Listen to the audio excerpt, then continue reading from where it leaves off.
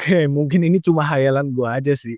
Tapi kenapa ya, di dunia di mana informasi dan inspirasi bisa diakses dengan mudah kayak sekarang, dunia kok malah terasa makin monoton dan gitu-gitu aja ya?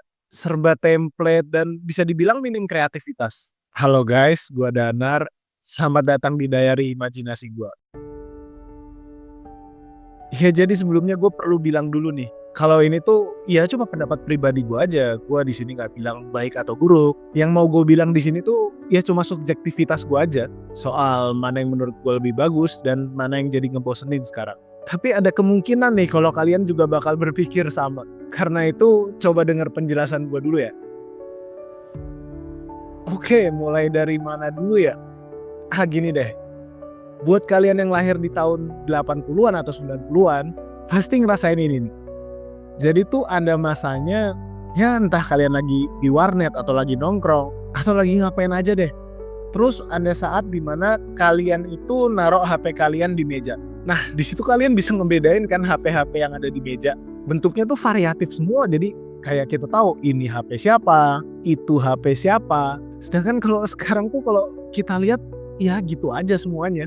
Bentuknya sama dan cuma beda logo aja kan. Sekarang kan umumnya ya antara iPhone atau bukan iPhone. Tapi tetap aja kalau itu ditaruh meja juga kelihatan sama aja semua. Malah sering banget kan tuh kejadian HP ketukar. Nah terus selain itu mungkin arsitektur deh. Jadi kalau kita lihat zaman dulu tuh kan variasinya macem-macem banget. Sedangkan kalau sekarang tuh kayak gitu semua gitu loh, kayak template aja gitu. Sama bentuknya tuh ya mirip banget lah satu sama lain. Wah tunggu Bang, lu mah gak ngerti, itu kan karya arsitek, itu desain dari arsitek. Nah justru itu pakai arsitek kan, tapi kok jadinya malah kayak template semua gini.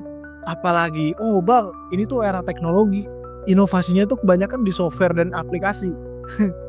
Mana ada, sekarang tuh yang adanya nyemot-nyemot kiri kanan doang.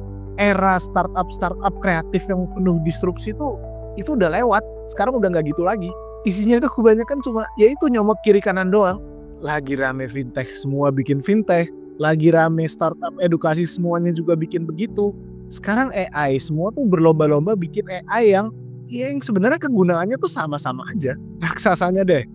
Meta tuh, IG story jiplak Snapchat, Reels jiplak TikTok. Ya ini pernah gue bahas sih di video pertama gue dulu. Intinya tuh apa ya?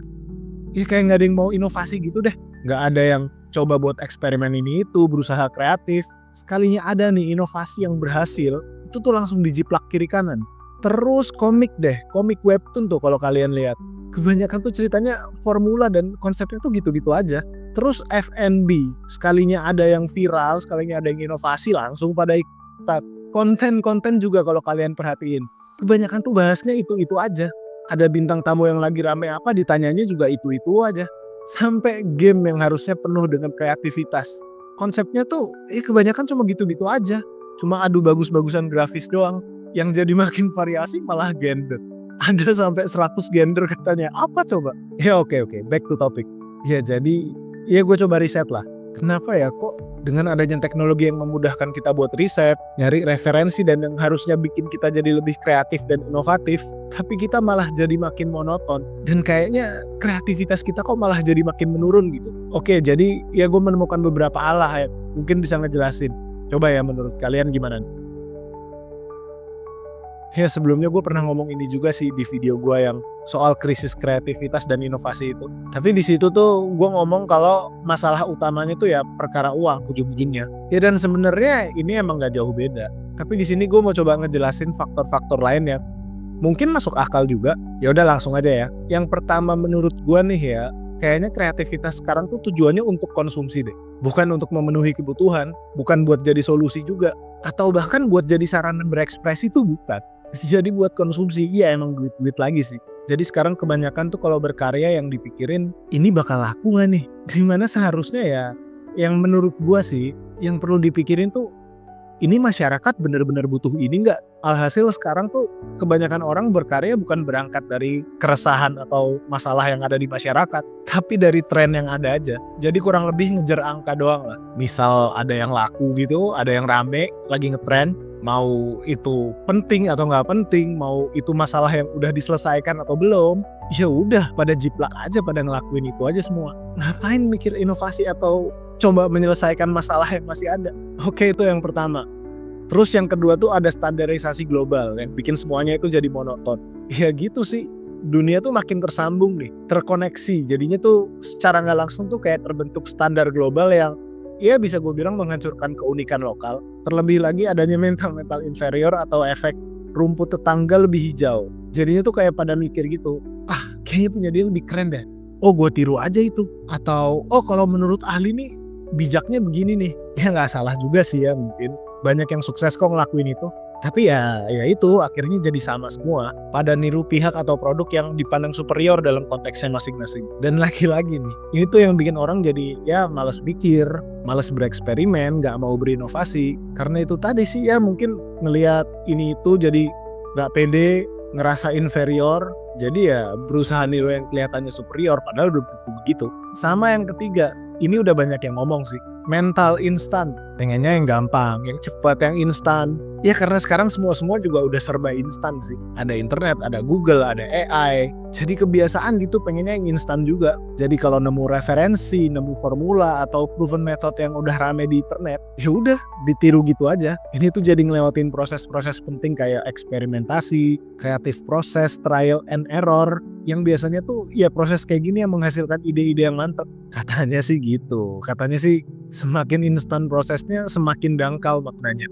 Habis itu yang keempat, ini mungkin gara-gara ada digital noise kali ya. Simpelnya nih, karena gampang banget kan buat kita menerima atau menyebarkan informasi. Akhirnya tuh jadi over referencing mungkin ya bahasanya.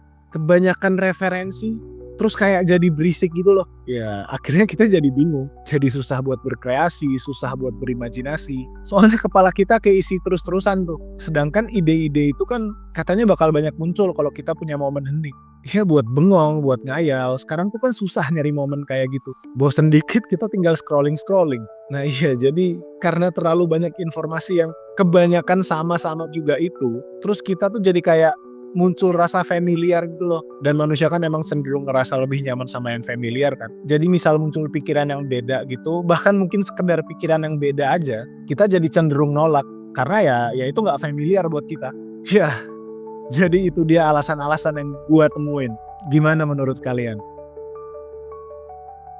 Tapi iya sih, nyatanya tuh emang susah banget buat kita tuh benar-benar berinovasi yang baru itu emang ya bisa dibilang hampir mustahil lah. There is nothing new under the sun kan katanya. Tapi sayang banget sih kalau itu tuh dijadiin pembenaran buat kita jadi asal jiplak sana sini. Buat kita males berinovasi.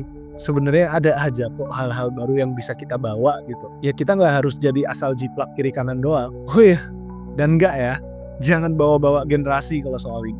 Pasti kan ada aja tuh yang bilang kayak, Gen Z tuh emang maunya yang instan-instan. Enggak, bukan. Jangan lupa kalau hal-hal monoton yang sekarang banyak beredar itu tuh justru generasi-generasi atasnya yang bikin. Gen Z-nya sendiri itu ya sekarang jadi bagian yang nerima aja. Jadi nggak perlu bawa-bawa generasi. Ya nggak perlu nyalain generasi lah. Tapi balik lagi ya, yang gue bahas tadi itu cuma analisa dan opini gue yang subjektif aja. Gue ngeliat fenomena dan di sini gue coba menganalisa aja. Soal baik atau buruknya, ya itu mungkin tergantung kondisi dan sudut pandang masing-masing aja sih. Oke, jadi itu dia menurut gue. Gue pengen tahu kalau menurut kalian gimana. Coba tulis pendapat kalian di kolom komentar ya. Terus jangan lupa juga buat like video ini dan subscribe channel ini. Thank you udah nonton dan sampai jumpa di hayalan-hayalan gue berikutnya.